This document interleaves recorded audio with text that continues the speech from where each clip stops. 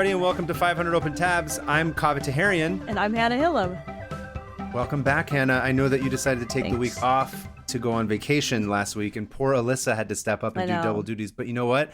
She did a fantastic job. She did great. Thank you, Alyssa. Unsurprising, because she's always great. She's got it together, dude. Look. She really does. This is nothing without Alyssa. I'm realizing every day. I knew this from the beginning, but I'm glad that you're finally catching up to the pro Alyssa side of this podcast. I'm finally on board with keeping her instead of Team Alyssa. Yeah, I'll tell human rights. What's the human resources? Human rights. It's kind of like the human rights advocacy group within the company. Alyssa's not a human anymore. Yeah. I'll tell human resources, me, and you, that we're gonna keep her on. But yeah, I took a week off for not vacation to sign some books. Yeah, you're not vacation. I'm hassling you. You're currently on your book tour. I am, yeah. And currently, where are we? New York. We just arrived today in New York City.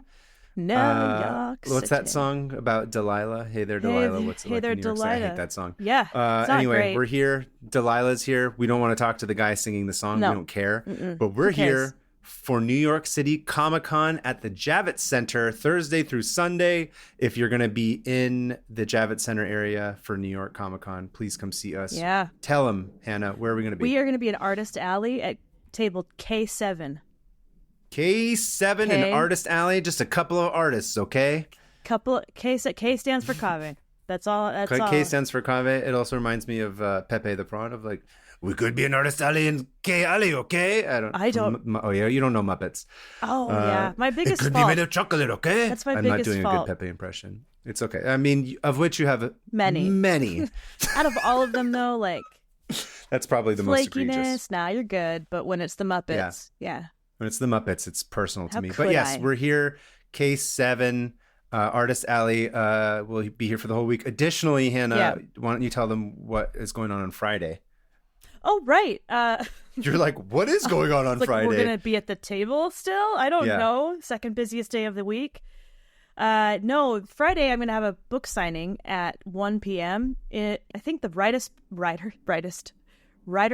Alley area. Writers Alley, yeah.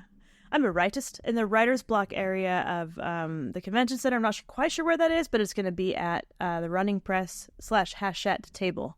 So I'll be there from Running Press 1 to 2 doing book signings and saying hi and stuff. So please make sure to check out Hannah's book signing. Yeah. Please make sure to come see us at the table. Yeah. And it's fun for us to go to the East Coast and see a totally different batch of people. Very different art, very different people, very different vibe. I really love it. Me too. I really like New York Comic Con a lot. It's really fun to go. Agreed. So as such, for this week, we're doing New York themed tabs. Oh, additionally, before we move on, I just want to show off. I made this shirt for last year. Oh yeah, New York sweaty. That's right. For those of you who can't see it on the YouTube, I'm wearing a shirt that I designed. Subscribe on YouTube. It's based on the shirt that the John Lennon shirt where he's wearing a New York City shirt, but instead of city it says sweaty, and I had to design the font to look all cool.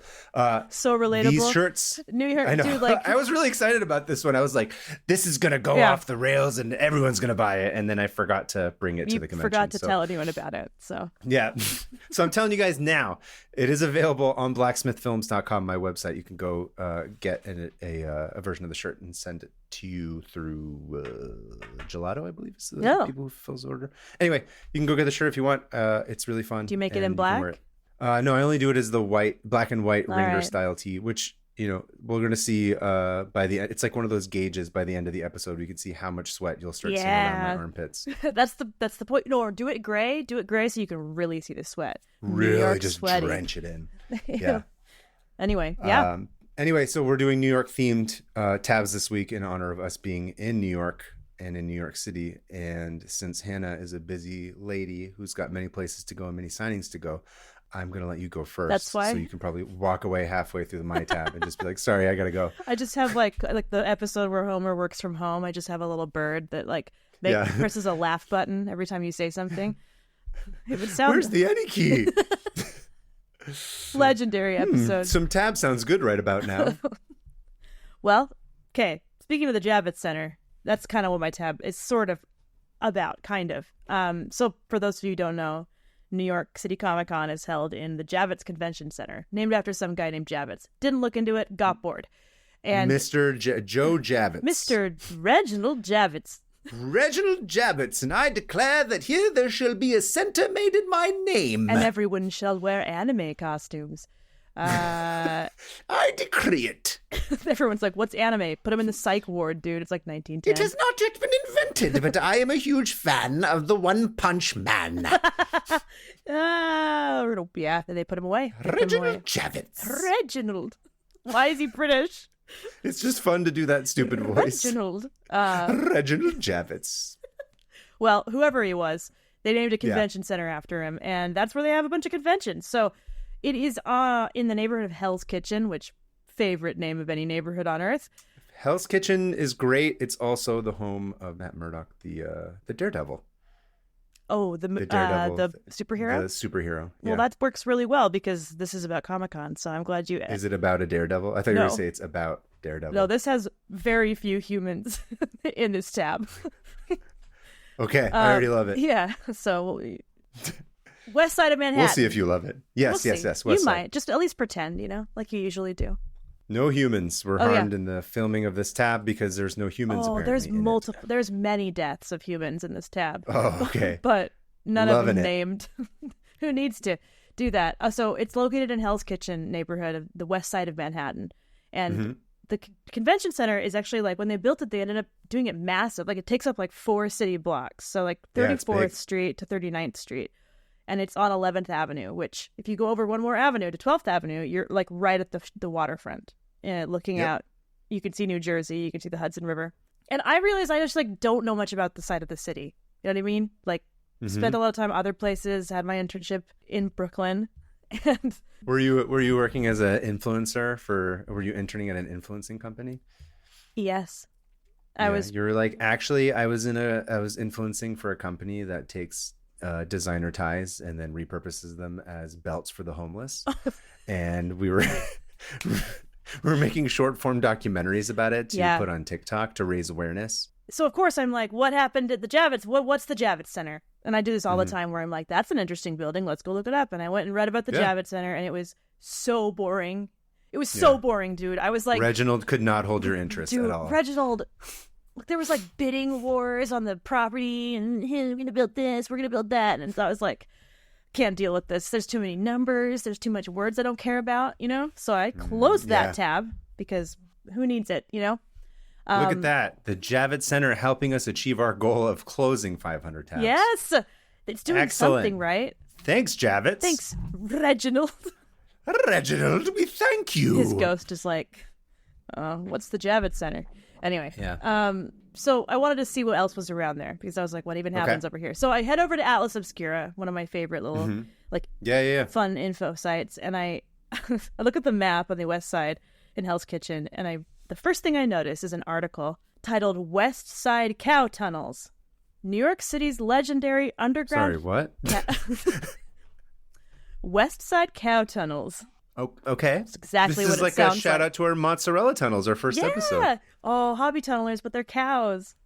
But they're cows, and they're making mozzarella as they tunnel. Yeah, because in their udders, that's what they do, right? They mix up that milk in their udders. Mozzarella just comes out. Yeah, you got to get a very special breed of cow. It's the mozzarella cow. It's the mozzarella bovine. Yes. Yep. And if you get the wrong cow, you're just going to get straight up milk, and no one wants that. Yeah, you don't want that. That's when they're younger is when you can get the ricotta cow. But otherwise, when they go into adulthood, that's when they become full mozzarella. So you got to make sure, you know what age the cow is. I don't want any watered down mozzarella. So take good care of those cows. No, I don't know what I'm talking about at this point. It's science, okay? Yeah. It's backed by science. Look it up. Yeah. Push a cow through a tunnel, mozzarella. Anyway, okay, hang on. The article. What have you done to me? The article, West Side Cow Tunnels, New York City's legendary underground network for bovine transportation. So, please tell me the cows are the ones who dug the tunnels. Well, we don't even know if these tunnels exist. And that's what I'm going to talk about today. I see. So, I'm going to talk about these alleged cow tunnels, but also the insane paths I went to find out more about them.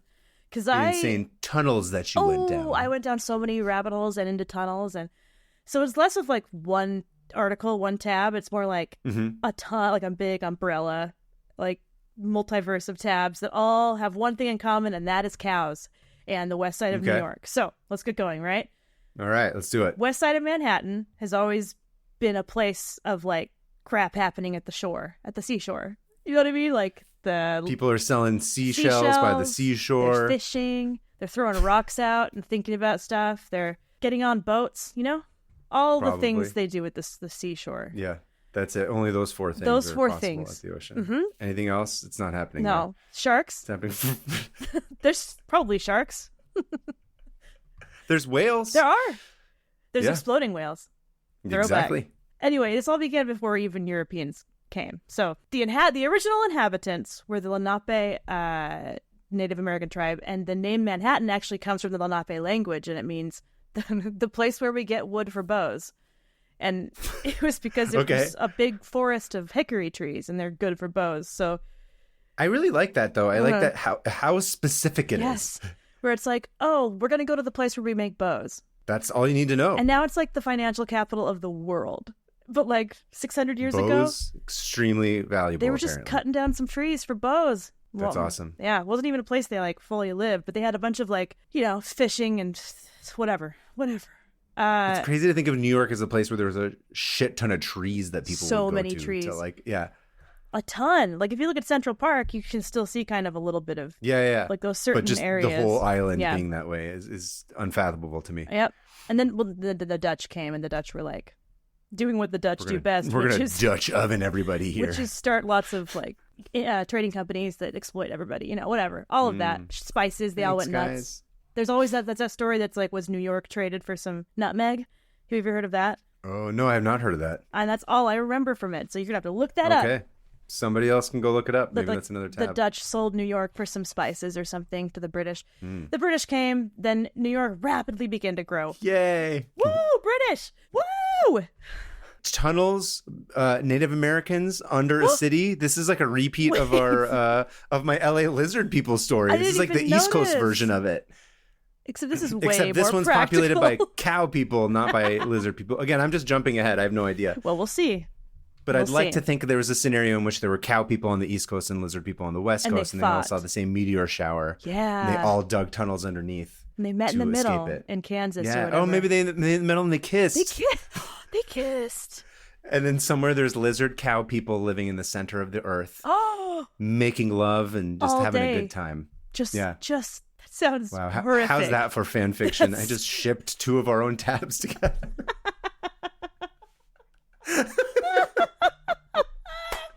And that, ladies and gentlemen, is how it's done. Well, that's the show. Yeah. Bye. They better put me in a rightist's alley now after that. That's your one-way ticket to rightist alley. Look, we got table energy right now. We do. Okay, I'm sorry, I've derailed you. I know, okay, I so like it. There's where you get your arrows is what Manhattan's means. called, right? The place you go to get the wood for bows. And wood for bows. Sorry, not arrows. Yes. And okay, then continue. all the Europeans came, and then it's just kind of always been this industrial area since, like, and by industry I mean like farming and shipping and stuff like that. Not necessarily like smoke and tower, big buildings. No, right, yeah. Meat packing, shipping, manufacturing, like the garment district is nearby. Yeah, garment districts there too. Yeah, meat packing. And I mean, and these were like all worked by like very poor Irish people who were coming from the famine. Yeah, mostly immigrants. Yeah, which, by the way, the famine was started and kept going by the English. Yes. It was not an accident. Yeah, no, that was another meme that I saw that was like an article about the English. They're like, oh, was the potato famine caused by like this weird specific like bug? And then they had like the scientific name for it. And then someone just wrote, that's a weird name for English people. That's beautiful. And it's so true. That was a very specific way of it's terrorizing an entire nation. Yeah, mass murder. Yeah, exactly. Genociding an entire country. So a lot of these Irish immigrants were like, we have literally nothing. Where can we work? Oh, this horrible factory where I have to like cut meat to pieces and get covered in blood. Bastards. Oh, yeah. Anyway, so there's always been meat there, right? Where does the meat come from? Cows. So Oh, that brings us. You know, I never thought of that. I'm like, yeah, why is it the meatpacking in the district? Oh, That's I'm funny. about Yeah, okay. to tell you, dude. It is gross. Interesting. I love it. I'm leaning in. So this is like some new. Don't lean in too far. You're going to fall into one of the vats and become part of the beef. Are you the new Upton Sinclair of podcasting? I might be. Oh, interesting. Yes. Tell us more about this, the jungle. The jungle 120 years ago. That's going to make some changes. So it's funny because I am a vegetarian. That's true. You are Vegisaurus. Reading about this was gross. Like, I think I texted you last night. I'm like, I'm doing a gross tab. And then later. You did tell me that, yeah. I realized it's probably only gross to, like, me. And I think you'll be fine. I don't know. I feel like we're all pretty detached from this shit, which I think is really I'm going to bad. get into that, too. Okay, good. Let's hear it. So, legend has it that in the 1870s, New York was so filled with cows that they had to build an underground tunnel near where the Javits Center is, from the dock to the holding pens before they took them to the abattoirs. They To the avatars? Like they had, like they put on the thing, they went into, they came out as giant blue, like Cow 30-foot tall cows. Yeah. That's right. This is the fan fiction. This is where they meet. They look like the kids from Avatar, the people from Avatar, the aliens. And they kiss. They're like the Na'vi. We're back to the kissing with their tails. The cow lizard kissing. Well, someone draw that, but don't show me. I don't want to see it. Na'vis. Na'vis. What would the Na'vi name be? Like the cow Na'vi. What is that going to be called? I bet you James Cameron's already working on this right now. Did you say Clizzard? Cow lizard. Cow lizard. Clizzard. Beau Vizard? This doesn't matter. Oh my God, we're derailing. Look. It's with the theme. You can assure, as you're listening to this, just know we're doing the same thing at the table right now. That's true. Okay? This is 100% how it's going insane. at the convention. Well, Clizzard people. Anyway, so there was so much cow. There were so many cows that there was one person who described it as a cow jam, as in like a traffic jam. Traffic jam. Oh, like a traffic jam. Yeah. I see. I thought they were making jam out of beef, and I was like, that doesn't sound good at all. Actually, I think they do that in England or Australia. They literally just make like a meat paste. Like, ew. Yeah. I'm not going to try the meat paste, but continue. Sorry. Cow jam. Cow jam. Man, their first record was so good with Jeremy and all that, but once they, after a couple of years, they started You're talking about squirrel jam, dude. That's not cow jam. Do you even know their top 5 songs? Okay, we have got. Oh wow, you're wearing a cow jam t-shirt. Did you even go to their concert? Moo, moo, moo, moo, moo, moo, moo. I can't look at you. Wow, Okay. you sound like. Anyway, continue. Yeah, I'm going to derail this. Keep going. There's so many cows in the street. Here, picture this, okay? You're like an Irish immigrant that just watched his whole family die in the famine. And you've just gotten off a boat and you're like, I need somewhere to live. Oh my God, yeah, that's really upsetting. Yeah. Or it might just be like America's the land of opportunity. There's just cows on the streets. Well, that's the thing. You get there and you're like, I'm going to work in the meatpacking industry. I'm in paradise. But you can't even get there because there's too many cows in the street. And so you have to like dodge and weave and find your way around these gigantic herds of cows that are being led to and from slaughterhouses from the docks.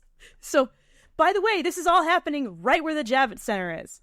Okay? Man. Under the Javits Center. All these kids dressed up as anime characters just can't get through. All the anime characters going to the slaughterhouses are just getting in the way of everybody. I love cosplay. Okay, so yeah, you're right. You can't even get through. There's so many cows. And at the time, the main area of meat slaughtering was in this area right next to where the Javits Center is now. So they'd bring the cows from New Jersey on barges across the Hudson, and then couldn't even have their own New Yorker cows. They'd import them from Jersey. Psh, wow, classic New York, cutting corners, just crapping all over Jersey. Okay, so they get off on the docks on 12th Avenue, and they lead them across to 11th, and then put them in a holding pen, and put them in different pens depending on which slaughterhouse is going to have them, because there are 40 or more than 40 slaughterhouses nearby. So this entire Is Javits Center on the giant pen? Is that where the giant pen was? Yes. Is Javits Center? Whoa! Yes, dude. Everything I'm telling you about happened where the Javits Center is right now. We're literally selling like drawings and comics where cows used to be held before they got slaughtered. What an appropriately beautiful metaphor. And kind of, yeah. A little bit. Look, we're all going to die someday. But just know that the ground you walk on is soaked in covered cow in blood. That's awesome. And I mean that literally, because when you're slaughtering cows in a small area in a city, you have to find somewhere to put the blood. And a lot of times it just went into the street, which is disgusting. And so there'd be like cow, and that wasn't for very long because they were like, we can't put blood in the street. So sorry, I'm getting ahead of myself. So they're all in these pens. And then from there, they are taken to the slaughterhouses and they're cut up and killed. First, they're killed. They're killed. They're drained. They're cut up alive, yeah. They're drained, killed, drained, cut up. And after a while, they started putting in like pipes underground to take the blood away. So they would dump this blood into an underground, like special cow blood plumbing. There was weird special plumbing for viscera and blood for under the slaughterhouses. Why do I think that that's awesome? It is I feel amazing. like I shouldn't think that that's awesome, but it's awesome. Blood tunnels?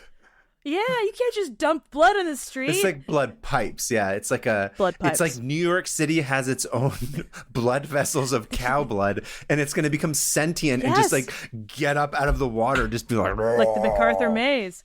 And it's gonna fight JFK, the president. Ooh, that's a good Kumatab. I know. Kumatab is like the island of Manhattan filled with cow blood fighting the MacArthur maze. And it's wielding a bow made of hickory. In 10 episodes, we're going to have the Kumatab episode. So, continue.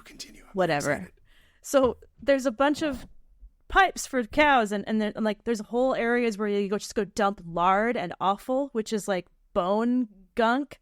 And so this entire area smelled horrible. I can imagine how bad it would smell. These people could have gotten so many stews going, and they didn't. Carl Weathers would have been pissed. Just throwing all this bone out. Get a nice stew put going. that in a pot. You get a stew going. The way he's so eager when he says it is so good. Just a couple of adults getting our stew on. I'm making my brother-in-law watch that for the first time. R.I.P. Oh my God, I miss Carl Weathers. He's so I love funny. That guy. He's so great. I remember watching that and my mom being like, is that Carl Weathers? Like, yes, it is. And her just being very confused. Like, absolute legend. Anyway, as you can imagine, the city grows rapidly. And this becomes a logistical nightmare. Especially after the railroad came to town. The New York, because around the 1880s, 1890s, the railroad shows up and they want to make it easier to ship this meat somewhere else in the city. And so they bring New York Central Railways built a street level track running along 10th and 11th Avenues. So right in front of the Javits Center. Yeah. So they can easily bring what they need and even bring, things to other slaughterhouses. But I got to remind you because these tracks were street level. Okay. And there are carriages, there are people, and there are cows. Oh no, everyone's just getting hit and getting killed. So many deaths. Like 600 people died. Oh my God. 600 people. Someone's just looking at their phone. They're texting. Yeah. They don't even look up to see that there's a train filled with cow flesh and blood spilling everywhere coming directly at them. The cow train's coming. Get decapitated. Yeah. No, seriously. And then, so here's the city's solution to that was like, we just need to have somebody to warn everyone that the train's coming. And so they that's a reasonable thing to start. Did that person get killed? No. Probably. Because it didn't work. So they hired these people. They ended up calling them... sorry, I can't stop laughing. Yeah, everyone's like, we got to stop these deaths. And so they send in these people they called the West Side Cowboys, which is an awesome name. Oh my God, I want a shirt that says the West Side Cowboys. And it's just cow blood. It's just blood. It's just a dude misdirecting a train. That's why New York is the best city in the world, because they have the West Side Cowboys. Yeah. So these guys, they would actually have these guys come in from the West, from the West. It was. I'm not going to be okay. No, I love this. This is the greatest thing ever. So good. I told you. I went online. I was like, I have been ensconced in cow blood. Info. West Side Cowboys. Yeah. So the West Side Cowboys were these literal cowboys. They weren't literally, but they were like. They were on horseback and they had flags and they would signal to the trains to slow down You're gonna die, dude. So excited.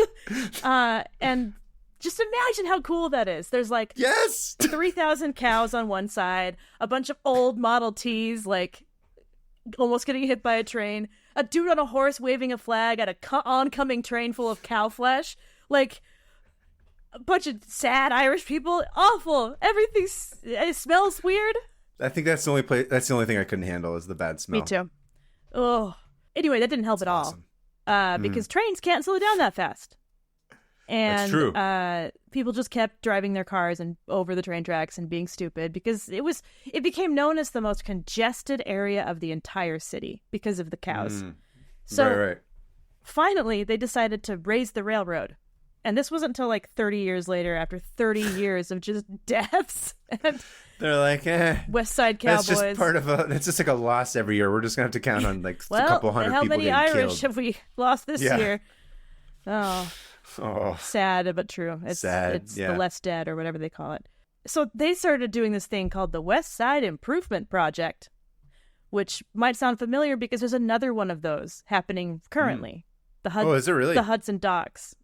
The Hudson, Okay, the yes, Hudson yes, Yard yes. is doing a Hudson Yard. Yeah. And so if it gives you any idea, the West Side has always been kind of, it's just the weird, like, what do we do over here? How do we make it better? And why is there so much blood in the street? Is it human or is it cow? We don't, or Clizzard. We don't know. Clizzard, yeah. The And Claw V. They built the West Side Elevated Highway.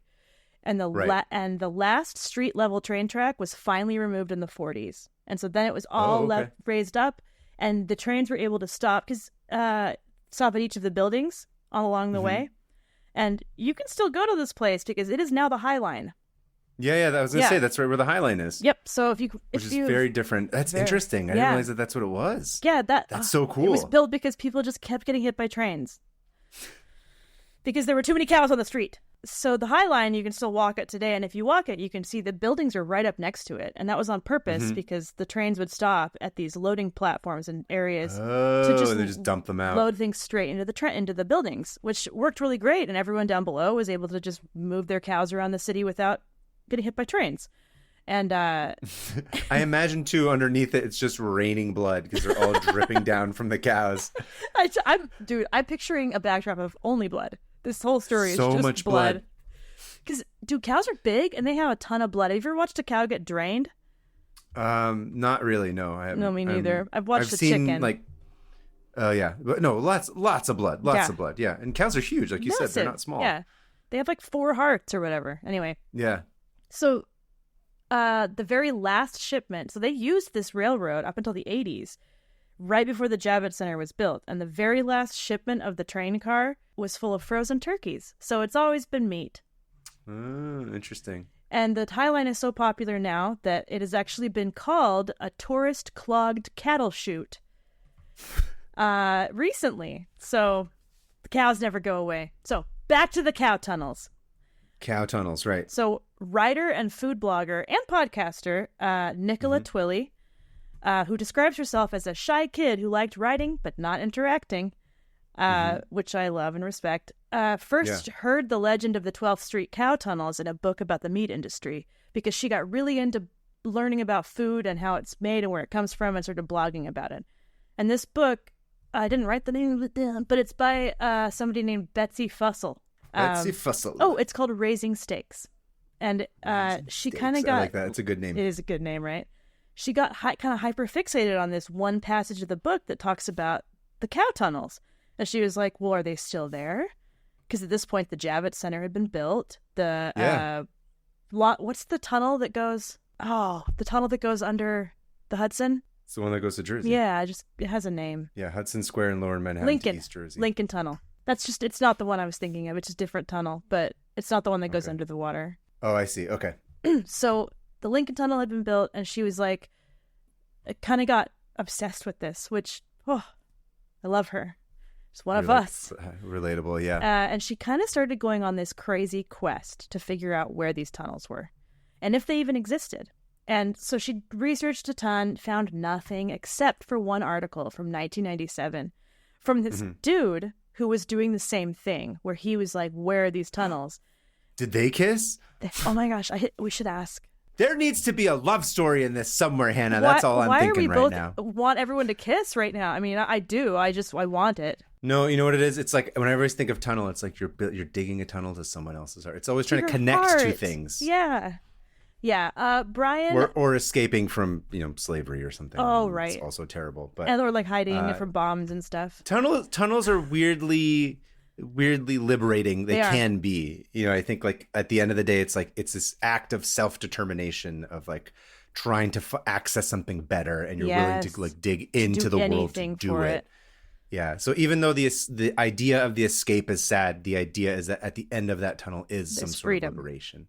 Yeah. It's freedom. I think it's like a very to self-deteration and like choosing your own way and taking things creating into your own hands. destiny kind of thing. Yeah, no matter what. And like there is there's always light at the end of the tunnel, if you will. Yes. Sticking or destiny into your own hoofs in this case. Into your own hoofs. So stupid. We're so getting fired today. So dumb. Everyone From what? hates us. The Javits Center? Yeah. I'm exposing the graveyard of cows they're sat on top of. All right. That's going to be the YouTube title. It'll be like Javits Center exposed as cow graveyard, vegan, like anti-vegan death ground of cow blood. We'll get so many clicks. Yeah, dude, do it. What's under the Javits Center? Blood. Then it just has cow blood dripping. Genius. YouTube is it's all bad. Go follow us on YouTube. Yeah, go subscribe to our YouTube channel, please. So she gets into this article by this guy named Brian Whiprud. So Whiprud, I think. Whiprud. Okay. Whiprud. Brian is a fascinating person. I would love to meet him in real life. He writes crime novels and thrillers, as a job, but then on the side is a utilities specialist for Con Edison, because he has this very specific skill of knowing what's under every area of New York. Okay. So he, having worked at this job, and his expertise has made it so that he has had to figure out for Con Edison how to take a new cable from point A to point B, and to know where to put it and which level, because the city is like levels of cables and tunnels. Yeah. You have to be super careful, or else you're going to have a huge problem. And so he's really good at knowing, and so they hire him to do that. And he had started hearing all these like, cow tunnel, there's a cow tunnel, and he's like, what? And so he started doing the same kind of thing, asking all of his Con Edison employees or coworkers, like, have you heard of this? Mm-hmm. And he finds one coworker who's like, oh, I know where it is. And they're like, shut up, stop asking about it. Shh, they'll hear you. If I was you, I'd turn around right now and I'd go back home and forget this ever happened, that you never heard nothing about no cow tunnels. As he's eating fresh cow mozzarella. Right. As he's walking home, he keeps seeing a cow across. He's like looking in the crowd of people, and then he thinks he sees a cow, and then he's like, "What?" And he rubs his eyes, and then the cow is gone. And the cow's gone. Like, I'm seeing cows everywhere. I don't know. I think they're stalking me. And they're like, "Hey, buddy, I think you need to take it easy. You need to calm down a little bit. I think you're losing your mind a little bit." And he's like, "No one will believe me. There's a cow conspiracy." Sorry, I'm thinking a lot about movie trailers right now. I really like that, dude. I like that so much. You used all the tropes. And then there's a cow smoking a cigarette at the end of the street. In like an alleyway. So be like, I heard you talk about the tunnel. Yeah, here's your full name and address. Be like, I know you. You know why I'm here, because you know about the cow tunnels. Let me take you somewhere. And then Let me take you, yeah. And then he goes, and there's the Javits Center. And he goes to Comic-Con, and he sees us. And he goes to Comic-Con, and he comes to table K7, and he purchases all of our art and books. Brian. The end. I'll draw you a picture of a cow. We'll draw cows for you, Brian, tunnel. if you're at New York Comic Con in a tunnel. The thing is, he could be. That's the thing. I was reading about him. I'm like, this guy could easily, literally do anything. Seems like our people. Jack of all seems like he would be into this. Things. Anyway, so one of his coworkers at the Con Edison is named Fred. That's the only name he gives him. And Fred's like, oh, come here. And he shows him this tunnel he found. But it's not even near the meatpacking industry. Nothing, like, nowhere near it. And he was like, I was digging. And he told him this story. Already love Fred. So Fred was like, digging. Here's my tunnel story. He's like, I was digging in that. We were digging for a new thing, and we found this tunnel. And a neighbor guy came out and said, why, I see you found the cow tunnel. It really is like every Hollywood movie cliche. And the old neighbor man was wrong, because it was not the cow tunnel. It was nowhere near where it needed to be. But Fred was like, that's the closest I've come. And Brian was like, oh, and that's kind of all he did. He just kind of asked around. It was all hearsay and legend and myth. And it seemed that way. And it discouraging a lot of people until 2013, when Nicola Twilley, the food writer, found proof that there was probably a tunnel made for cows under the Javits Center. An X-ray machine as well. What was it called? Oh, the X-ray microwave or whatever. Microwave. Yeah. Nicola. I should know this. It's my own tab. Yeah. I already forgot what it was. Brain bad. Gone. He's like, all you got to do is you got to change it from the lizard setting on the microwave to the cow setting. Or put it right between them for the clizzard. I'm never going to stop saying clizzard. Ooh. So Nicola discovers this plan that is referencing a former plan about the tunnels. So 1991, somebody had compiled a bunch of things about what was underneath the Javits Center so they could know.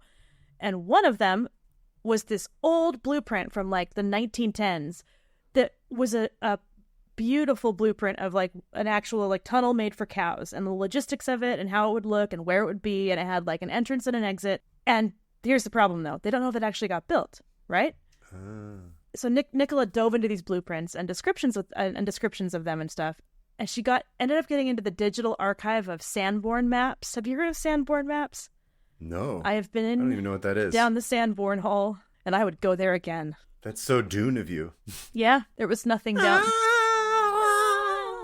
Sanborn maps were originally created for fire insurance risk maps for insurance agents. Fire insurance risk maps, so places where fire would be likely. Yeah, and so that insurance can figure out where to charge and upcharge you if you're in a higher risk of fire. Yep. I didn't mean to be rapping like that, but you know what? That was you can just call me a West Side Cowboy now. That's how I'm. You're West Side Cowboy. That's gonna be my hip hop name, my MC name, pretty soon. West Side Cowboy. West Side Cowboy. Yeah. I want you to make a shirt with that. West Side Cowboys might actually happen now. And it needs to I've already done New York Sweaty. A shank of beef just bleeding out. I don't know. Or a white flag that says West Side Cowboy. Anyway, we can talk about this later. So she said getting these maps and knowing the Sanborn maps. I love the Sanborn maps because these were kind of an accidental, they were created for insurance agents, but they're now some of the best and most detailed property maps we have. And they're in every city in the U.S. So you can find one and you can find where water is hooked up on any land. You can find where. That makes sense. Yeah. Yeah, it's all there. We did it for my friend's house. He bought this really old house, and he wanted to figure out where the water was, and so I looked up on the Sanborn map. We found it. So all the Sanborn maps of that time, there was no tunnel. There was nothing. There was no tunnel listed, and it would have been. So that got her kind of feeling down. And then she found this other description in there somewhere that says, livestock continued to be shipped to Manhattan for slaughter through the 20th century. The Pennsylvania Railroad was active in transporting livestock via rail to Jersey City and then across the Hudson to Manhattan. The company served a set of slaughterhouses located on, sometime between 1928 and 1930, a 2-story concrete cattle pen was built at the southeastern intersection of 39th and 12th. In addition, a tunnel was built by the railroad in 1932 to allow cows to be driven under instead of across 12th Avenue at West 38th Street. So eat shit, Elon Musk. This is a cow tunnel, much better than your stupid idiot Tesla tunnel that no one liked or used. No, he didn't even do anything. He never did that. No. So no one really knows if it's been built, but there is documentation of a plan and description of executing the plan. So likely. What was the thing from the debate the other night? I didn't watch it. I have concepts of a plan. Oh yeah, concepts of a plan. About it. Yeah, this was concepts of a plan, and it goes on to say no archaeology has been done there, which is good because that means we haven't looked at it yet. That means Indiana Jones has not yet been able to find some ancient relic. Cow tunnel. And no members of our staff have any documentation of the tunnels. So, we don't know, but I'd like to believe that there is a tunnel for cows to go to slaughter under our feet right now at the Javits Center. I believe in it, and I hope that I could be led through a tunnel to slaughter something. I'm gonna throw out an alternative scenario based on what we were saying earlier. There is a tunnel going from slaughterhouses out so cows can escape being slaughtered. There it is. There's the movie. That's the hopeful interpretation. It's like the underground cow tunnel to escape slaughter and then slip amongst the population of the people of New York City. And that's why that guy kept seeing cows popping up. Mm-hmm. It's a good movie. Yeah. But Nicola is still actively researching this. So you can go to her blog. And the last one she did was in 2013, I think. But she has multiple entries. It's called... And then what happened to her from 2013? The cows got her. Ediblegeography.com is Nicola's blog. And it's a cool name. It's really cool. So she's really involved in like this kind of stuff, like researching food-centric. And Listen, just going to put this out there. Would be a cool guest.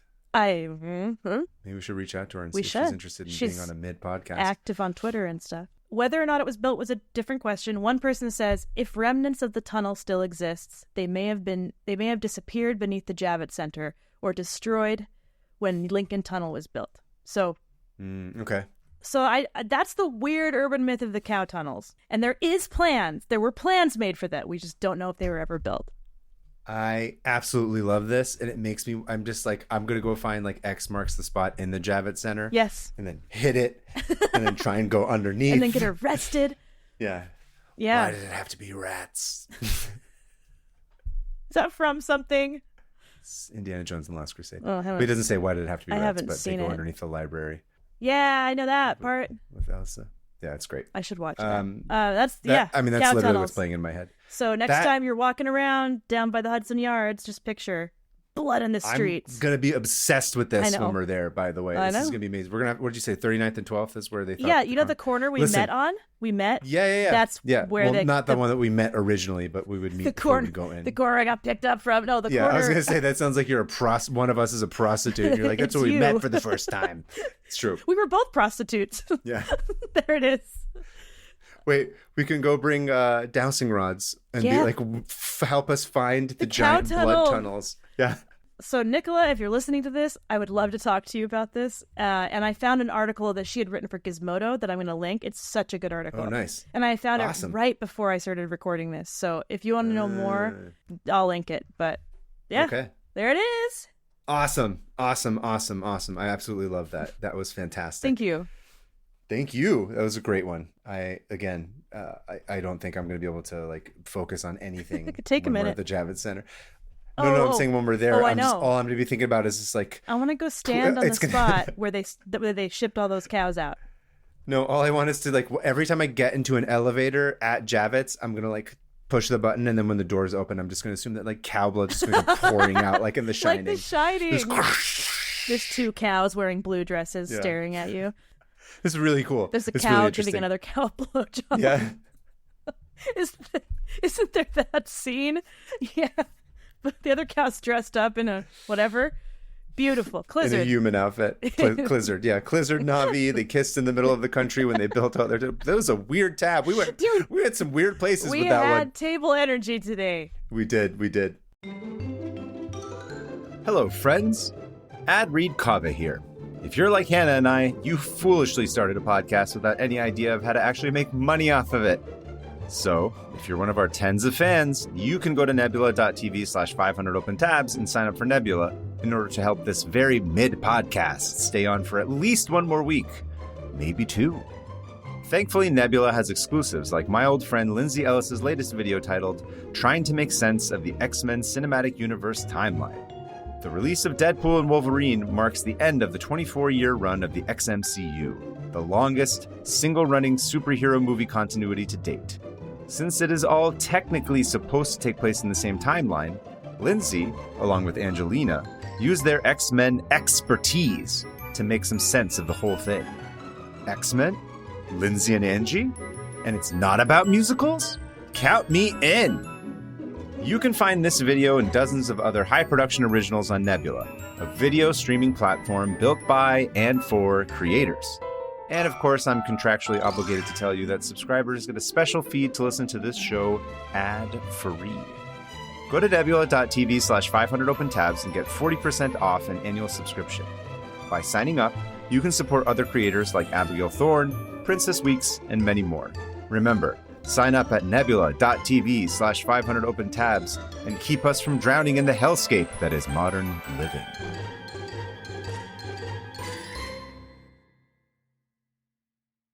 Excellent. All right. I really did enjoy that. That one was great. Thanks. What do you have for me today? Okay, so, so my awkward. tab. What do you have for me today? What do you got for me today?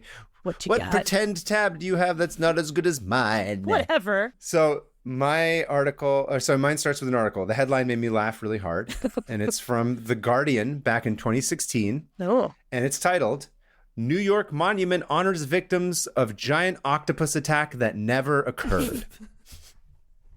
Yes. Is it clickbait? I don't want it to be clickbait. It's not. Oh, okay, good. Yes. Okay, so this is an excerpt from it. It says, a cast bronze monument for the victims of the sinking of a steam ferry recently appeared in Battery Park at the southern tip of Manhattan, near other somber memorials to soldiers, sailors, and mariners lost at sea or in the battlefield. There was, however, no such ferry disaster. The 250-pound monument, which depicts the Staten Island ferry, the Cornelius G. Kolff, being dragged under the waves by a giant octopus, is part of a multi-layered hoax that includes a sophisticated website, a documentary, fabricated newspaper articles, and glossy flyers directing tourists to a phantom Staten Island ferry disaster memorial museum across the harbor. This is perfect. This is so good. This is so good. It gets better. Also, giant squid. That's what my Josie talked about. Yep. So naturally, I was like, I wish to subscribe to your newsletter to learn more about your ideas. I'm so on board with this. Let me in. I want in on this. But whose newsletter am I subscribing to? I don't know. It is a man that the New York Times playfully referred to as the Banksy of monuments. Dude, I would be so mad. I'd be like, don't call me the Banksy of anything. Come up with a better title. Right. Ugh. Call me, like, literally, there's Monument Man right there. That's pretty good, yeah. Except, unlike Banksy, there's no dumb mystery surrounding him. I get it. Not knowing who Banksy is cool and interesting, but I don't care. Some of us are brave enough to take ownership of our art. A rich area of mid-England. I'm not kidding. Anyway. Some of us will just show off and be like, yeah, this is my art. It's bad. Yeah. It's fine. Buy it, please. Yes. Buy this garbage that I'm selling you. Yes. Yeah. I'm joking. I don't hate Banksy, but it's an easy joke. Anyway, I thought you were going to say I'm joking. I don't hate my art, and then I actually am Banksy. No. Oh, weird. Yeah. Mid. Buy his books. They're really good. Yeah, not Banksy's books. Mine. No. Yours, yeah. Banksy's got enough money. But anyway, turns out this was all orchestrated by a sculptor from Long Island by the name of Joseph Reginella. Reginald Javits. Reginella. Wait, say his name again. I got caught on the reg part. Joseph Reginella. Joseph Reginella. Okay. Joseph Reginella. But who is this Joe, and why did he go through all this trouble of making a fake monument? He's my hero. I know that much. Short answer, obviously because he could. Because he's fun. It's fun, right? Because it's fun. Yeah. So, old Joey grew up in the late 70s and early 80s, loving monster, horror, and slasher films. And when he was around 10 years old, Friday the 13th comes out. And he's just like, dude, I got to figure out what this whole special effects thing is. Like, he just becomes obsessed with it. And he starts reading, do you remember Fangoria magazine? Yeah. Yeah. Oh, yeah. He was just like, he's obsessed with Fangoria. He's like reading every issue. He's like trying to learn as much as he can because there's, it's like 1980, whatever. There's not really like a place he can go learn about it. So right. He dedicates his life to it, and he grew up to work on a bunch of random stuff throughout the New York area, like some movie stuff, some museum stuff. He's just sort of like an artist about town. But this is not what gives him the bug. That comes a few years after this. So back in 2015, your BFFs at BuzzFeed featured him in an article that I'm sure you saw. My BFFs at BuzzFeed. Yeah. So tell me if you remember seeing these. And you can... So look at the third one specifically. So for people who are not on the YouTube, you can describe it to them. Have you seen these before? No. Oh, you never saw this? Okay. I love this. Oh. I actually saw this. Okay, so this is like what looks like a sculpture of a shark coming out of the ocean and eating a ship. But the ship is like a bed for a baby. And there's a baby laying in it, a real baby. So it's not a real shark. It's just like a bed for a baby that looks like a shark eating a ship. And it's very cute. So this was known as this. It's like the Jaws crib. So Jaws. this is recreating the ending of Jaws when Bruce the shark has eaten half the boat, and it's like at this angle when Clint slides right into the mouth of the shark. By the way, spoiler alert. Sorry. So I'm he glad you recreates assumed that I'd moment. never seen it because you're correct. I assumed you hadn't seen it. Yeah. Also, so Joey, he's got this nephew that was recently born, and he has like a good sense of humor. And I guess maybe he probably didn't have a lot of money, and he's like, "I'll just build him a gift rather than like spending whatever $2,000, $3,000 on something." But as we all know, if you do that, you end up spending more money than it would have cost anyway, every time, and your without time. fail. Yep. But he thinks to himself, "Man, it would be hilarious if I built a crib where it looks like the baby's going to get eaten by this shark." Dude, if someone had given me that crib at like a baby shower, I would have cried of happiness. I would have been like, "This is all I want." Exactly. And because he was correct, he decided to make it, and they took some pictures. BuzzFeed got a hold of it, and the next thing you know, bada bing, bada boom, he's Mantis Toboggan with a virus video. The virus video. I gotta watch that today. I'm in the mood. Good. It goes viral. Everyone's laughing. It's a big hit. Everyone on the internet's talking about it. But of course, dumbasses also still exist. Why? Of the incident, he says, quote, "It went viral and people were like, those horrible parents." And I was like, people believe that the kid's actually sleeping in this thing? Oh, I'm sure. No. Oh, the worst places on the internet, and I mean this, the worst places are parent forums. Oh, I believe Some that. of the most vicious, mean people. I mean, I'm sure like the dark web is bad too, but like on the not That's dark web, also bad. this is at the bottom of it. Just some of the worst. You're going to kill your baby. That baby's going to die if you do that. I heard about this happening and my friend's baby died doing that, and now you're going to kill your baby. All of it. It's just that. That's all. So he basically is just like, are people dumb? Which idiots? The answer is obviously yes. But he was like, no, I just built this thing because it would be a funny gag. And then we took some pictures with the kid in it. And then that's it. And like, that's done. It's like, we're not letting that kid sleep in there every night. Like, just grow up. We're not idiots. Yeah. So he just sort of is like, okay, interesting, I guess. And so fast forward a couple years, and Joe is now riding the Staten Island ferry with his nephew, which I couldn't figure out. I think he's got two nephews. Okay. I don't think it's the same one that was in the photo of the shark bed. That'd be cool. But I do think it's really funny in my brain that if it was the same kid in both stories. But I think he's got a second nephew. It was like a little bit younger. It was a little bit older than him. And so his nephew is apparently at that age where he's just asking question after question while they're riding this ferry, which I know you know about. And funny enough, the kid is asking him about sharks in the New York Bay. And he's just like, are there sharks here? Like, how many sharks? Earlier? You did earlier. Yeah, you did. Why does this happen so often? I think when you're just that's the first, it's Jaws, ironically. Yeah. It's like you just immediately assume that like, oh, are there sharks here? Like, it's the first place our brains go. And he's like answering questions, and then he's sort of like, yeah, no, I don't know, whatever, blah, blah, blah. Like, I think he sort of doesn't really know exactly what to tell the kids. So he just gets this stupid idea and he starts to mess with him, like kind of for fun. And I think he's just sort of like goes into this playful mode, and he goes like, no, but you know what did happen in the 1960s? One of these boats got pulled down by a giant octopus. Uncle award. Best uncle. Yeah, exactly. It's uncle. Yeah, you always tell it. Yeah. That As is you always so tell me, Uncle I have Cord. big uncle energy. You have fun uncle energy. Yeah. To the point where probably my why I kid liked has the a story. nickname for you. Which is The Booger Man. exactly. Because one time you pretended to eat your booger. And, that, you know how proud I am that I'm the booger man to her? well, 'cause Exactly. she kept singing a song about the Booger Man. About you. She had a song going on. Because she was in this phase of singing songs for everybody. And she was like, the Booger Man, That's awesome. the Booger Man. And I'm like, you're singing a song about, okay, all right. You're a legend in my house. Listen, we're homies. I get it. Yeah. We get it. We understand. Do you remember being a kid and just being like, adults are weird and scary? And then just to Yes. have some adult being like, I'm actually an idiot. And then kids Yes. are like, that's awesome. This is my favorite adult. It's like liberating. It really is. So yeah, fun uncle energy. Fun uncle. I appreciate that. bring Thank it. you. So he tells his nephew that, and he says, have you ever heard of the Staten Island ferry octopus disaster? Yes.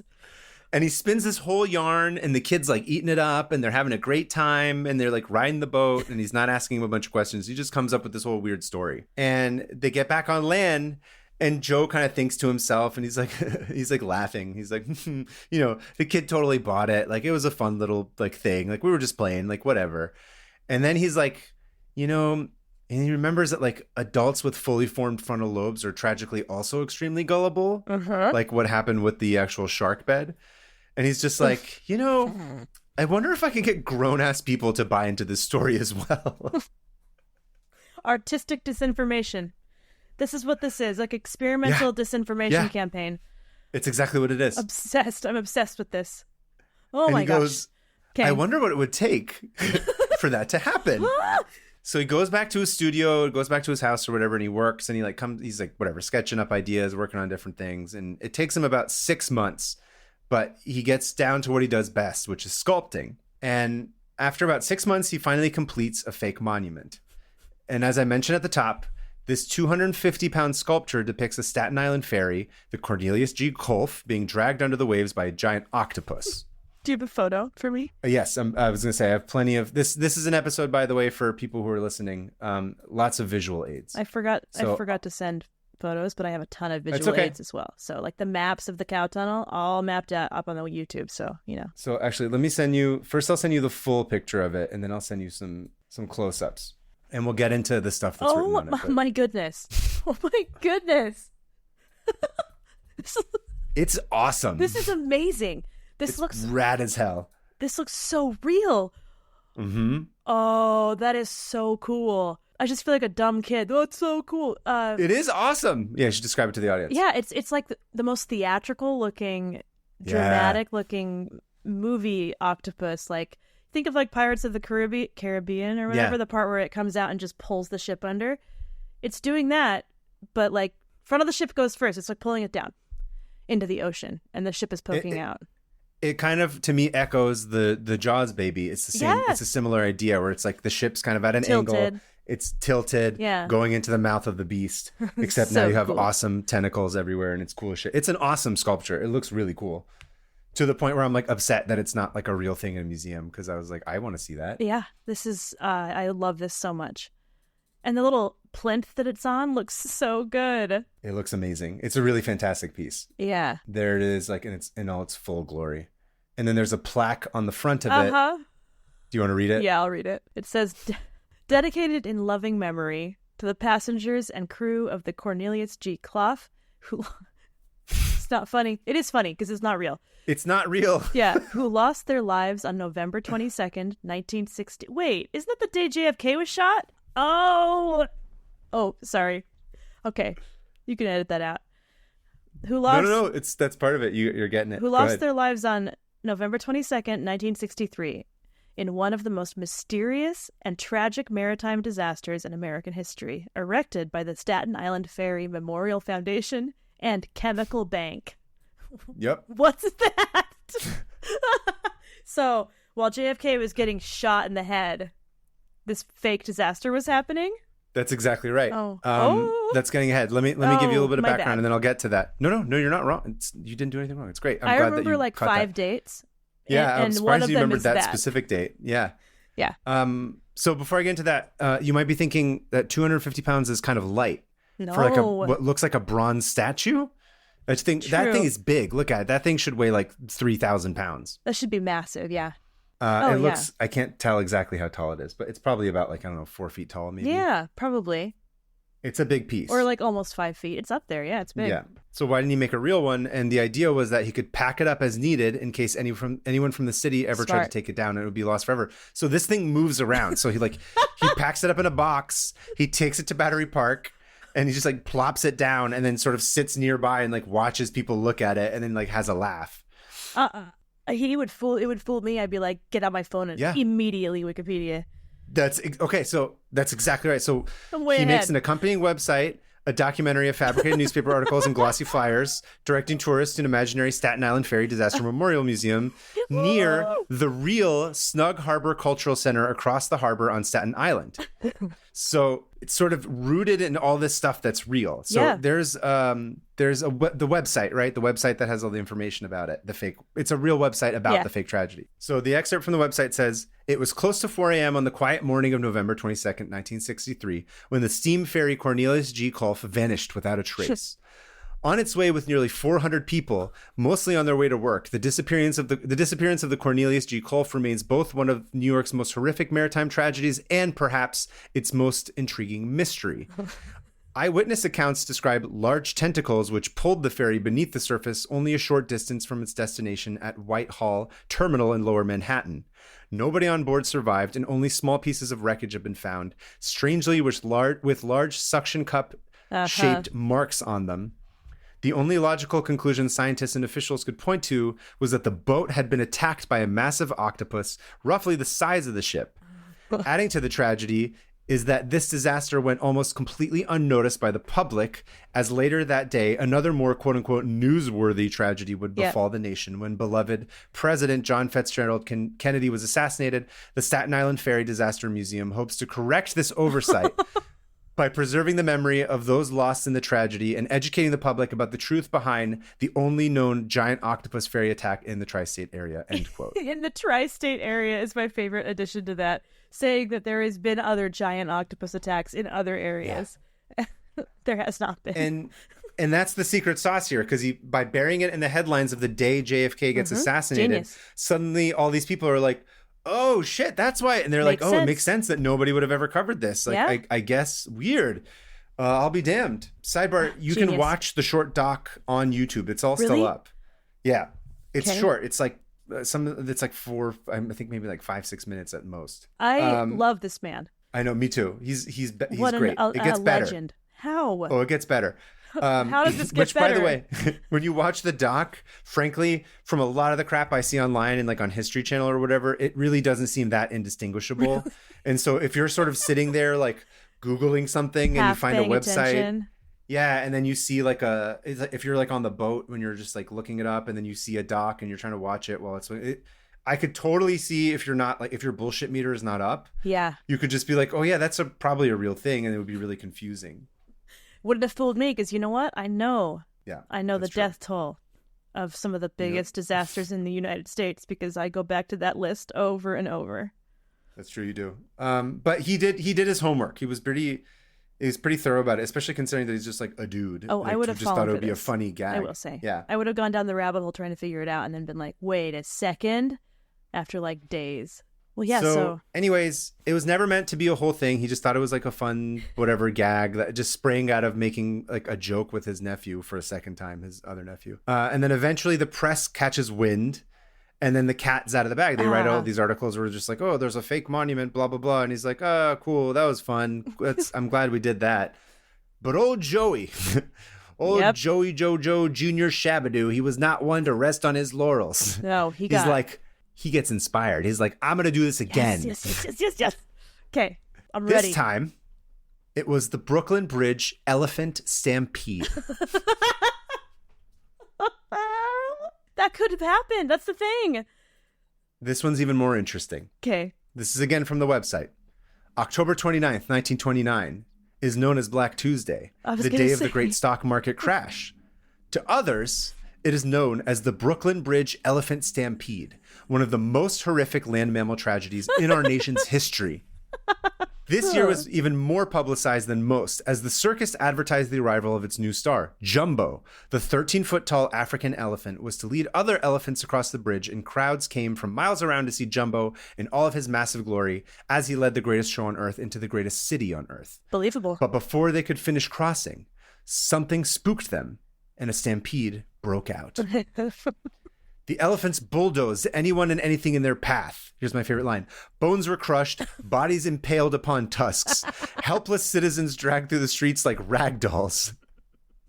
Then it was down from Broadway to Wall Street, where more chaos unfolded. While the distressed leaders of the financial sector descended into panic, many taking their own lives, the Brooklyn Bridge Elephant Stampede would go down in history as the greatest single animal-driven disaster of the modern era. Basically, finance bros are like jumping off buildings and unaliving themselves as elephants stampeded through the crowds.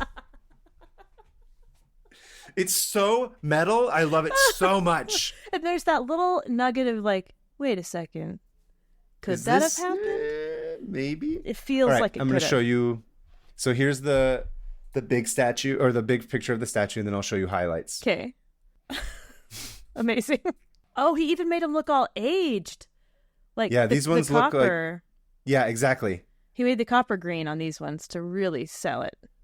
So why don't you describe what it looks like? It is three I'm obsessed with circus this statue. elephants. Whoa, look at that. It's three circus. I just saw what's happening.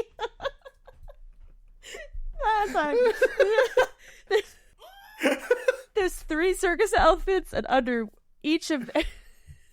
I love this man so much. Okay, all right. So the three circus elephants are all stomping on people. So in one of them, there's a guy laying face down, and the elephant got a leg on him. And then this middle one that made me laugh till I wanted to cry. This person's like getting crunched. Like the elephant's holding his legs and just smashing him into the ground, it looks like. Yeah. With his tusk, he's holding his I'm sorry, not his tusk, his trunk. And the person is like limp and sagging. And then behind him is a third elephant also holding a person, or trampling a person. I didn't know. And they've all got like the star headband on, like the circus ones, like Dumbo headband. Or whatever. Ringling Brothers, yeah. This is beautiful. This is beautiful. It's brilliant, right? It's a work of art. Now, you're going to like this one even more now, though. I mean, so now I'm going to get into explaining this one. This one's really interesting. So just like before, he makes an awesome statue, accompanying website, brochures, fake museum, and a documentary, the whole 9 yards. Now, historically, obviously, it seems more obviously suspect since it's on Black Tuesday. But interesting, there actually is a historical basis for this specific idea. You're killing me. So, are you serious? Yes. I'm so excited. All right. So just 6 days after the Brooklyn Bridge opened to the public back in the 1800s, a rumor spread that the new bridge was about to collapse because we're humans and we're always dumb. We can't shut up. Yeah. And people were, understandably even more dumb back then, where they're like, they don't understand. You just look at the Brooklyn Bridge. Yeah. Why would you think that thing's going to collapse? Well, it just looks I would think that it's a huge new bridge and it's scary. That's true. And there's cows everywhere. Why would you trust anything? That's true. There are cows everywhere. You're slipping in cow poo, slipping in blood. Why would you cross a bridge? Yeah. So there's these rumors going around. Everyone's like, did you hear? It's about to collapse. Oh, it's not stable. Oh, like what happened to Tower 6, Tower 7, whatever it was. Tower 7, yeah. Oh, yeah, steel beams. The Brooklyn Bridge was an inside job, etc.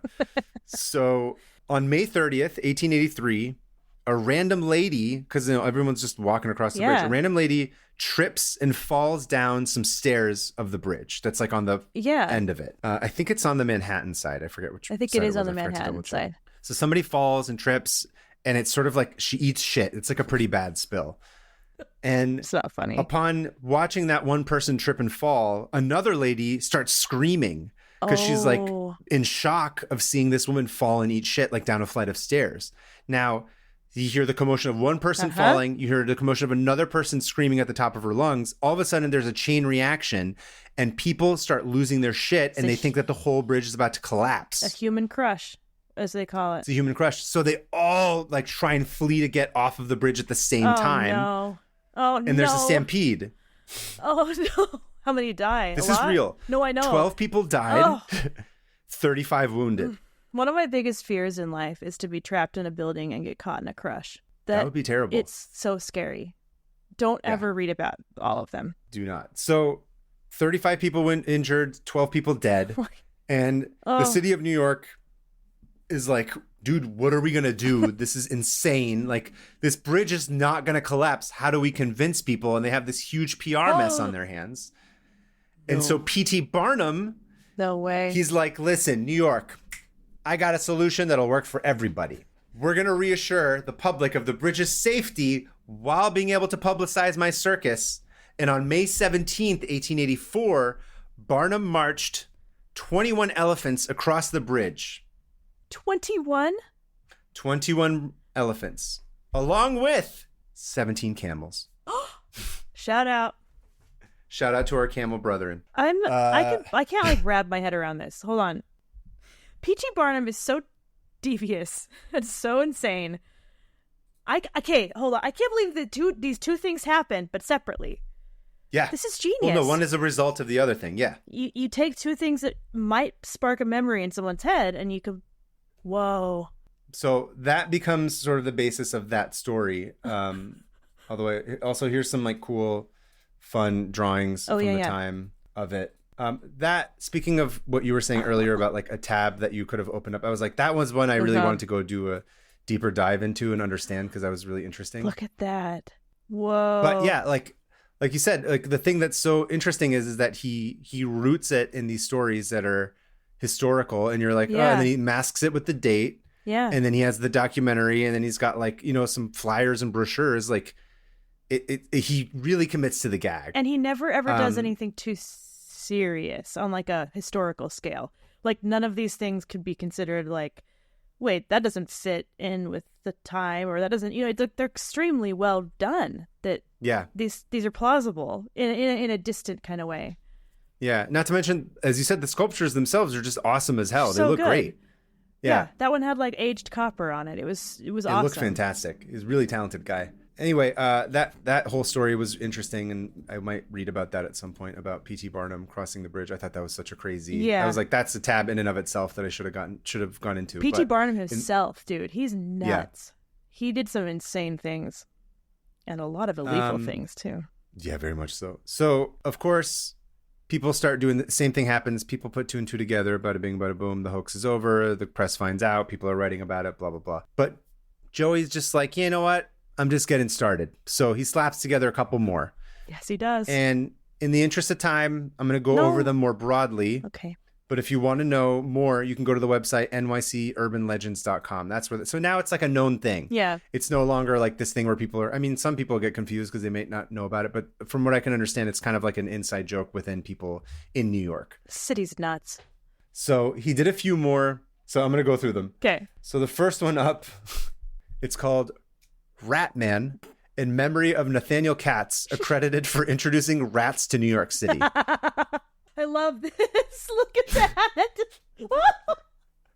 It's the bust of a guy, and it's just crawling in rats. Like he's got rats on his shoulders, crawling up his head. That expression is hilarious too. He just looks like to me, he looks like Kurt Vonnegut. He looks like just Vonnegut who smelled like the worst fart. He like also that's the looks expression. like he's like, yeah, I brought rats to New York. Yeah. That he was proud of it in a weird way. Okay. Can I read the thing? Okay, wait, no. Let me read you this thing first because it might be funnier. So it says in the story, and of course he has like a whole story, right? So in the story, Katz pissed everyone off in the city because he was like, no, dude, rats are pets and that's cool. And like some people were like his followers and they're like, yeah, rats are pets. This is great. And everyone's like, dude, you're ruining New York City. They're like shitting in our food. This is terrible. And like eventually the city gets mad and Governor DeWitt Clinton decreed that in a public spectacle of punishment, Katz should be catapulted into the Hudson River, which he was, and may or may not have drowned. But regardless, after that, he was no longer seen or heard from again. I love this so much. This one's a little less believable, but so funny. I love it. His name's Katz. That's the best part. Cats and rats. Nathaniel Katz. I'm Nate Katz, and these are my rats. Nate Katz. I brought the rats in. You don't like them? Sit on it. Sit. I do want to know how rats did get to Nate. Were they already here? Yeah. No, they weren't already here. Nathaniel Katz brought them, obviously. Okay, whatever. Okay, next up. Okay, hold on. What if I ever die? Which I will. Yes. But if I do, I want someone to make a statue of me covered in rats like this. Okay? Consider it done. Okay? I need to be swarming. I can't guarantee you that it'll be a good sculpture, but worst case scenario, if I'm the one to do it. Want it to be a good one. Okay, good. Anyway, next up is the Bulldog Bootleggers of New York City. Okay. That is this right here. Again, please describe it to the non-YouTubies. It's a bulldog wearing what looks like a little messenger cap and a vest, and that's it. He looks like one of those ones from the Dogs Playing Poker. Yeah, he does. He looks like he could be like taking bets at a horse track. He looks like a gangster, honestly. He does. Yeah. He's got like that gangster expression. So in 1927, Battery Park was a hub for rum runners and organized crime to distribute whiskey and spirits throughout New York City. It's a little known fact that bulldogs were used to help make these deliveries to speakeasies all over the city. They are the unsung heroes of the Prohibition era. The unsung heroes. Okay. That's incredible. Bill McCoy bootlegger, honoring his beloved bulldog pork chop. There's that. Okay, there's this one, which this makes me laugh really hard. I love this one. Very much unbelievable, although, is it? I don't know. Let's see. I'm going to show you the wide shot of it first. Okay. Oh, wait, what's going on here? The title of this one is the Ed Koch Wolf Foundation. Okay. Sorry. So loud. Ooh. I'm so confused. So this guy's getting attacked by 3 wolves. Hold on, I gotta... The many... I just read the thing. It says, dedicated to the many tourists that go missing every year in New York City. And a reminder... I can't read this. It's a little bit blown out, huh? And a reminder to why the parks close at dusk. Erected by the Ed Koch Wolf... Wow, why... Look at this close-up of the wolves. It's so demonic. They look insane.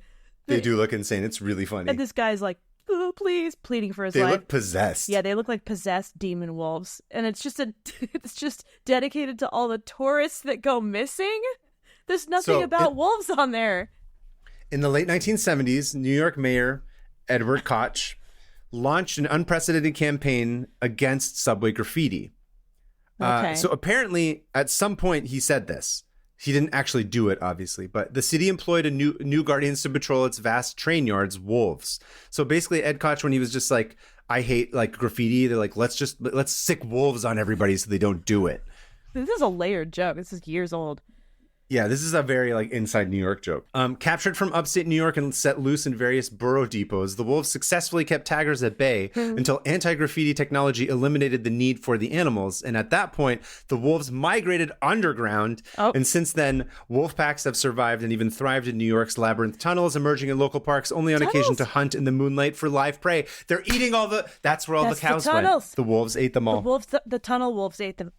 Do they also meet in the middle and have a 3-way kiss? They can kiss. They can kiss the wolves, can kiss cows, the and lizards. Yeah, so basically, Insane. I guess Ed Koch was just like, let's sick wolves on these bastards who are doing graffiti.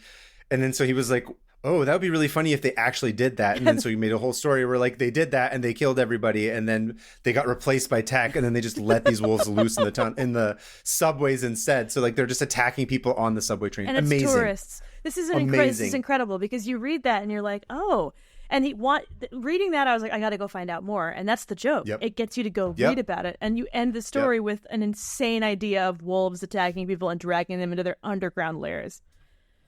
Incredible. This man's a genius. Incredible. I really admire him. And does he just is he still doing this? Like he does this all the time? Yeah, he not like all the time. Okay, so there's one more. There's one last one that I'm going to talk about. And it is called the New York City UFO tugboat abduction. This memorial statue at Battery Park stands in loving remembrance of the vanished crew of the tugboat Maria, who vanished on the night of July 13th, 1977, while investigating what appeared to be a private aircraft crash on New York Harbor. Oh, this is cool. This statue is also very cool. Low key, would love to have this in my house. Oh, whoa.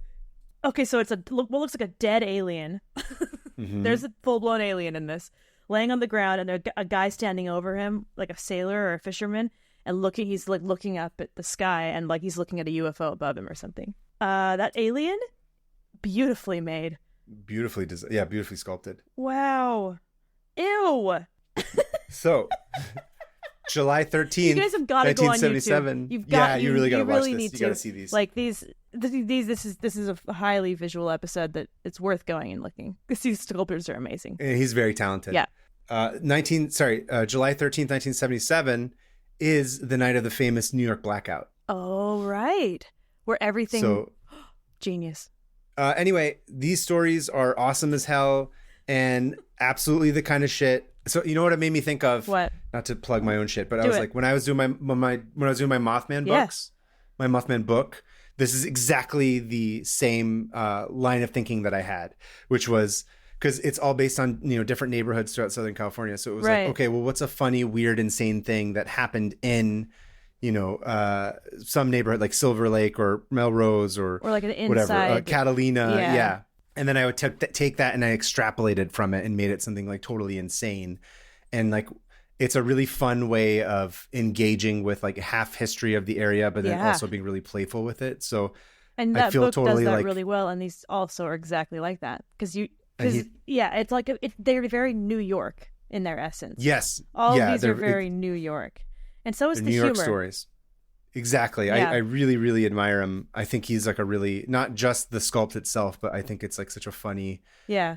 thing that he made. I think it's really fantastic. And he's not doing it for like viral clout. He's like doing it because he wants to. Yeah, and I think the other thing that's really great about it that I really appreciate is that both with the crib, right, with Jaws, Right.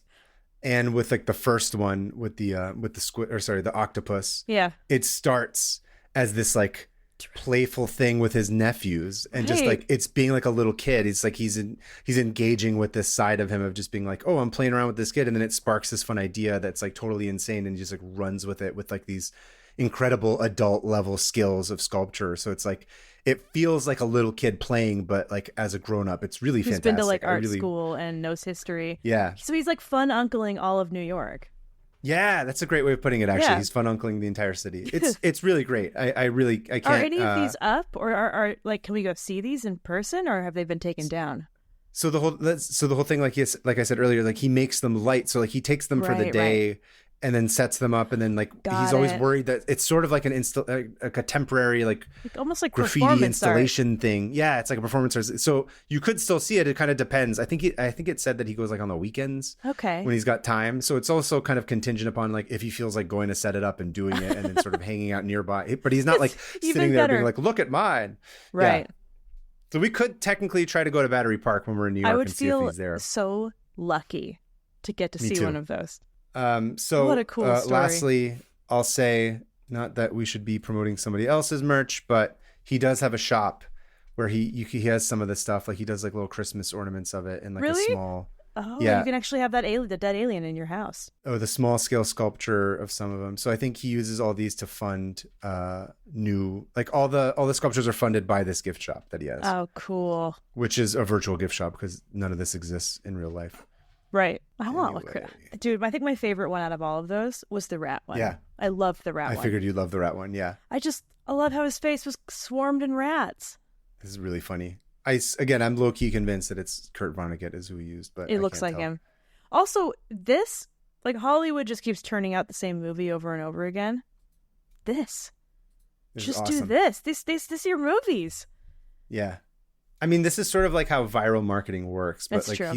he's not doing it to market something. He's just doing it because the act itself is something fun. Like you're actually giving Yeah. somebody It's art. an experience. Yeah, it's like Yeah. its own sort of, like you said, it's performance art. It's like somebody goes Yeah. and they get duped, but like in this sort of harmless but like funny In a way. fun that's way. not like mean. Yeah. It really does walk the line between like, I don't know how he does it. He it's like not mean. It doesn't make you feel stupid. Right. It's fun. It's very also like playful. very like he inhabits this really strange like realm of performance art that I can't quite put my finger on. Like he's Yeah. It is performance art, but it's also sculpture, and it's also history, and it's also a hoax. Yeah, it's awesome. I love everything about Oh it. yeah, this is great. Oh, so cool. Anyway, that's it. Salute you. to Joseph Reginella. We are Reginella. huge fans of your work, Reginella. Huge fans. Amazing. All these things are hilarious. I was so excited when I was like, oh, this is great. I was like, you're going to love this. Such a good tab. I think we both had some pretty good ones today, but they both Yeah, that talked was a about really fun one. tunnels and sharks and Yep. of course overlap again. New York. New And York. New York, of course. And the city's great. City's nothing. Here's the thing: this couldn't happen anywhere else. Nope. The greatest city in the world, filled with cow blood and octopus attacks. I just want to see. I want to see a movie of it. Me too. Incredible. Thank you. Anyway, That was so good. That was good. Those are a couple fun ones. Okay, so we're coming up to time to close our tabs. What do you think? Should it be a Oh squid attack? Should it? I think cow slaughter is probably a little Yeah. bit too visceral for no, it's not going to people. be Or good. blood pouring everywhere. Should it be like blood?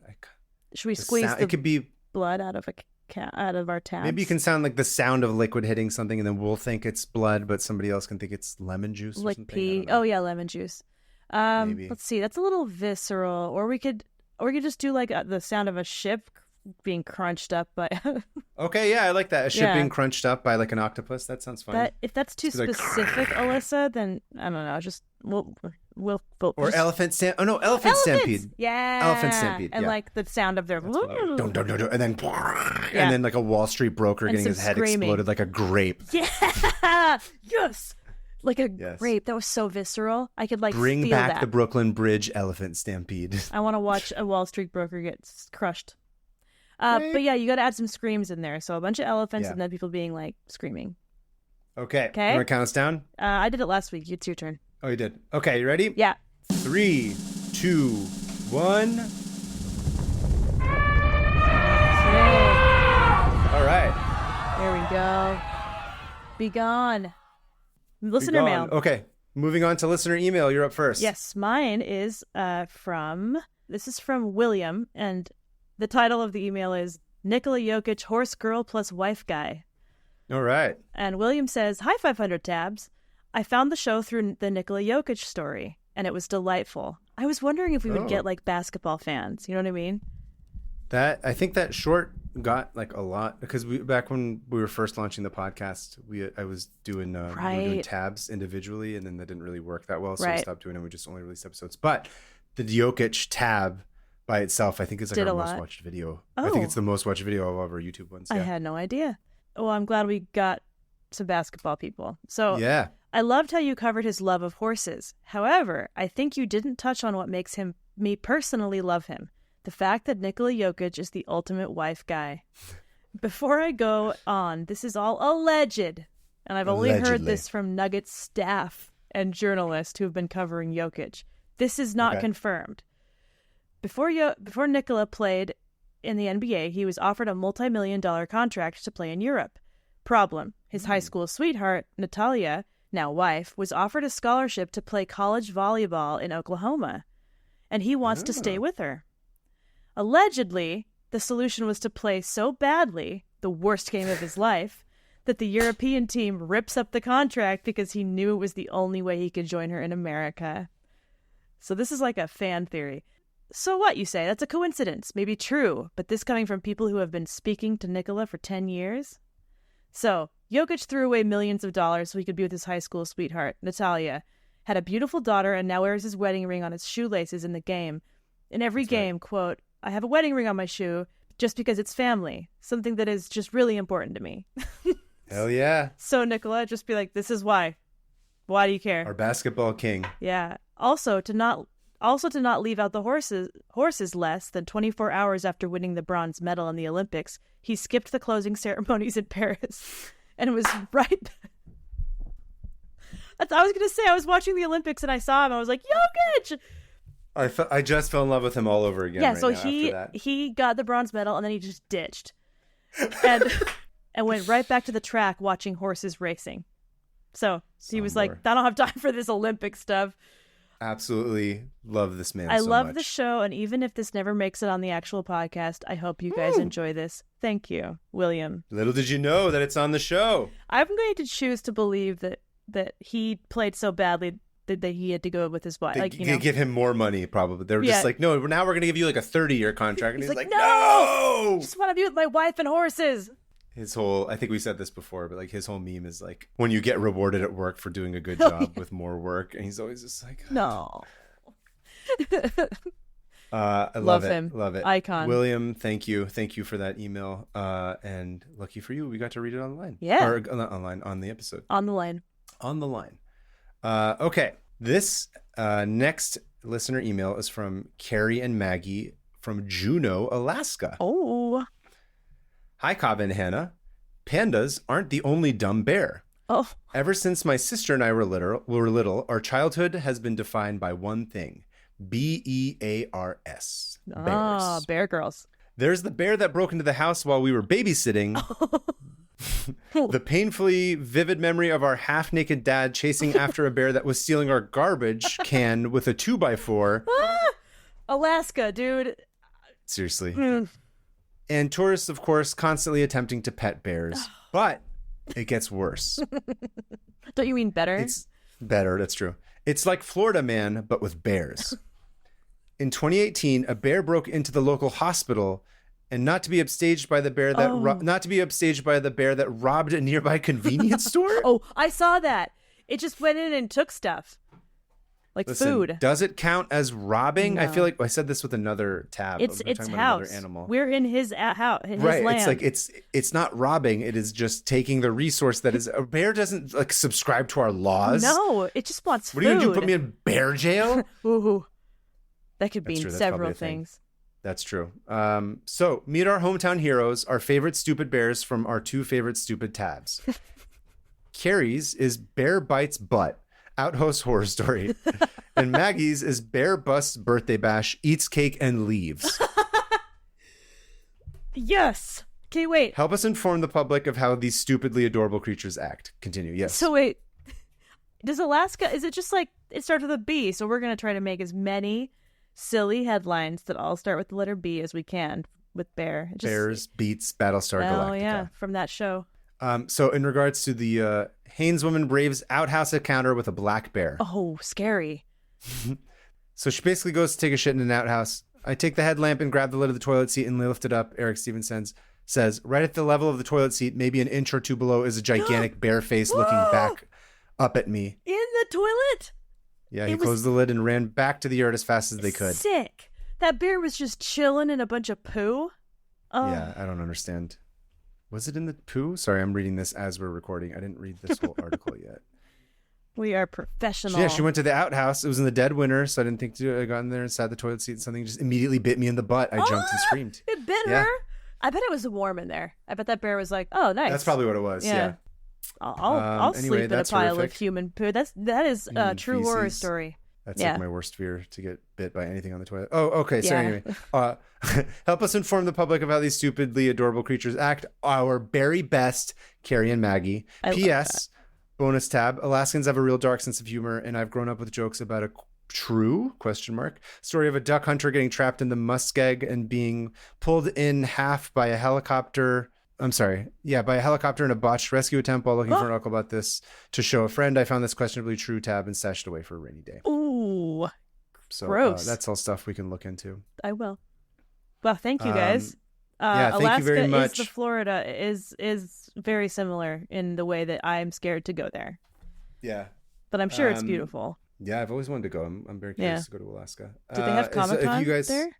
Do they have I wonder if there is an Alaska Con, actually. I have no idea. We should do an Alaska Comic-Con. Hold on. I would love if they would invite us to be exhibitors at Alaska. We'll come speak. Yeah. I'll gladly come to Alaska. I'll let a bear bite me. Oh, yeah. There's one in Fairbanks in February 22nd and 23rd. It's probably extremely cold. If you're willing to fly us up, we'll come. Yeah, we'll come. And then the Reddit post under r/Fairbanks, Alaska Comic-Con is so disorganized. Which convention isn't? Oh, there's also one in Anchorage called Arctic Comic-Con. Ooh, that sounds fun. Whichever one is closest to Juneau is the one we should go to, so we can have Carrie and Maggie come see us. Yes, this is awesome. Okay, thank you guys. Thank you, Carrie and Maggie. If you, the listener, has a tab that you would like us to read on the show in the listener email section, please send us an email to 500opentabs@gmail.com. That's 500. Give us a little short blurb, send us the link, and most importantly for us, tell us where you're from. That's a fun thing to hear. We also will accept voicemail submissions if you want to do like a little voice memo. The best way to do it is to write out your email and then just read that if you're nervous about having to, freestyle it when you're recording. But try to keep them to around a minute if you can. But those are very exciting. They are fun. It's fun to hear people. And join the Discord. Speaking of people, it is always a party over there in some form or another. We're talking about something weird because turns out people who have a ton of open tabs are all very similar. And so the Discord is fun. And then we also have YouTube again. We're trying to hit 1,000 subscribers. We'd love to try that. That's our next goal. Do I even say that? Real quick about the Discord. Apparently, last I checked, there seems to be a movement starting in there to get us to do a live stream from a Costco food court. That's right. Which to me is like, you mean to do a live stream from where I already am all the time eating hot dogs? Why wouldn't I do that? Can I tell you something tragic? No. Tragic? Yes. Which is the Costco by my house. They are remodeling the food court. And it's closed until November. No. So I cannot get a hot dog nearby until it's finished. And I'm like devastated. But I have to go to the Costco Business Center, which is like somewhat close, but still, that's it's heartbreaking. devastating. Yeah. You know, I'll tell you something fun, some nice news. Yeah. They're putting a Costco in just down the road from me. Yes. Thoroughly jealous. So close. Like, you know who's so excited about this is Joe. Joe will just 3-minute drive every day. Yeah. And everyone's Shout out to mad. Joe. Everyone in the neighborhood's like, we don't want the Costco. And I'm like, oh, why would you not shut want up. a Costco? Because they're a bunch of like... Your real estate value goes up. Right? Oh, it's our... I hate the entire industry of real estate in this country and everywhere, but and there's a lot of problems with it. But the idea that a Costco coming into your neighborhood would somehow devalue it is fun. You have it backwards, sir. You have ruined it. Madam. Yeah. But we should absolutely do that the next time I'm in LA. Yes. Or the next time. Not at the one by my house, apparently, because the food court's closed. We'll go to the Target. We'll go to Husk Target. Oh yeah, we still got to go. And I got to go right. I got to go write Secundus Nixon chat 5 times on the wall of that. Hey, you know what? You know when you're going to be in LA is in about a week or two. Why don't you tell everybody about where you're going to be for the rest of your book tour? Oh, so this will be the back half. The back half. I think you got a half. I think you're in Portland, right? Yeah, I'll be in Portland on the LA?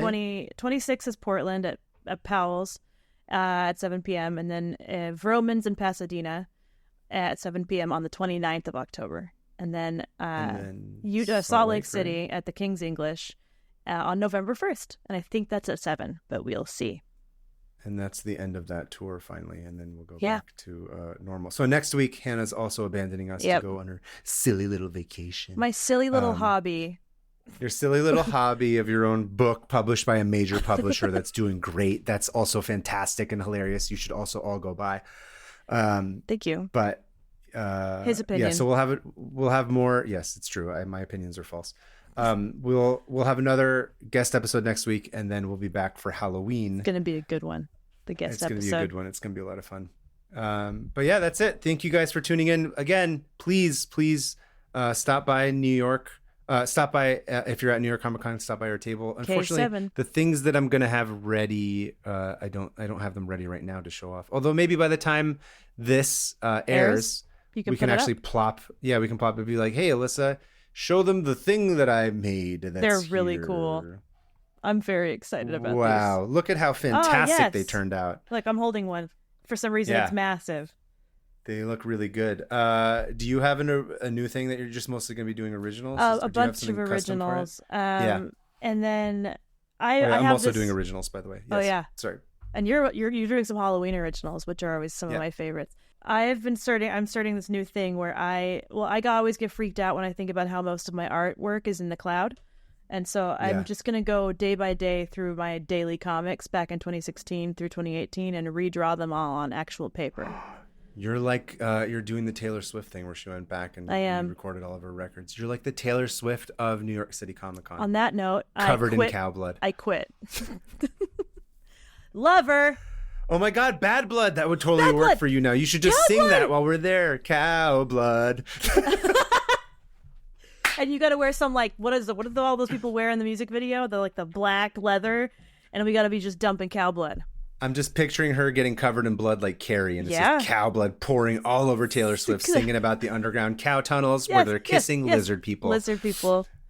Lizard people. Do you think she would do the soundtrack to our Lizard Clavi movie?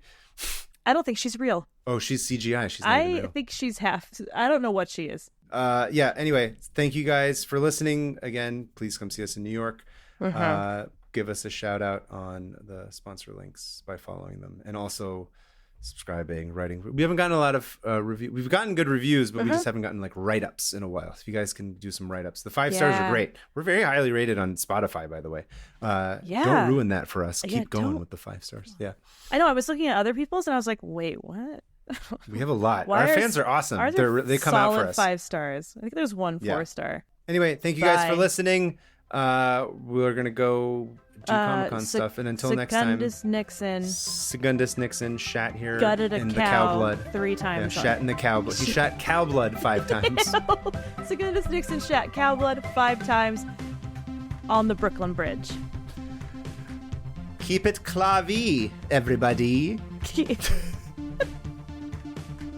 Yep. Clavi or the cow lizard Navi. Oh, Navi. Oh. The clavi. Please, also, if you're an artist, draw us a clavi and put it into Discord. Make it kiss another one. See it. Make it kissing.